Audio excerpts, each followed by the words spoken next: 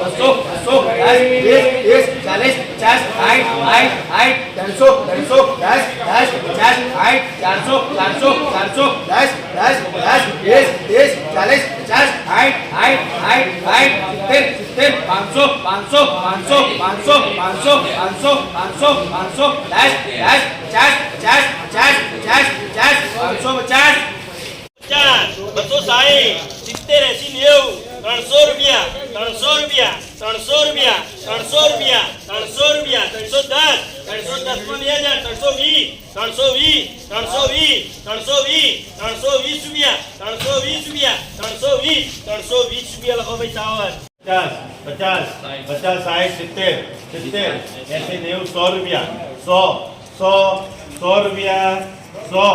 ₹100 નમસ્કાર દર્શક મિત્રો, એપીએમસી ન્યૂઝ અપડેટ ચેનલમાં આપનું સ્વાગત છે. વિજાપુર સરદાર પટેલ શાક માર્કેટ ખાતે પરોળી હરાજીનો પ્રારંભ. સિઝનેબલ શાકભાજીની બમ્પર આવક. સમાચાર વિગતવાર જાણીએ. શ્રી ખેતીવાડી ઉત્પન્ન બજાર સમિતિ વિજાપુર સંચાલિત શાકભાજી સબ માર્કેટ યાર્ડ ખાતે તારીખ 27/5/2026ના રોજ પરોળીએ 4 વાગ્યાથી હરાજીનો ધમધમાટ શરૂ થઈ ગયો હતો.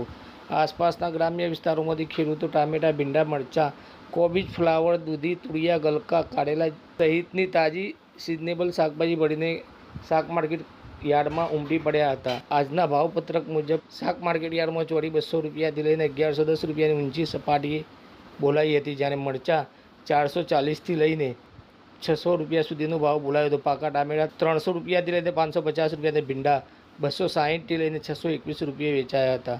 ગવાર ₹160થી ₹600, ભઠ્ઠા ₹90થી ₹350 અને કારેલા ₹160થી ₹500ના ભાવે બોલાયા હતા. ફ્લાવરની વાત કરીએ તો ₹50થી લઈને ₹300, કોબીજની વાત કરીએ તો ₹160થી લઈને ₹200, જ્યારે દૂધી ₹90થી લઈને ₹200 અને કાકડી ₹90થી ₹340 રહ્યા હતા.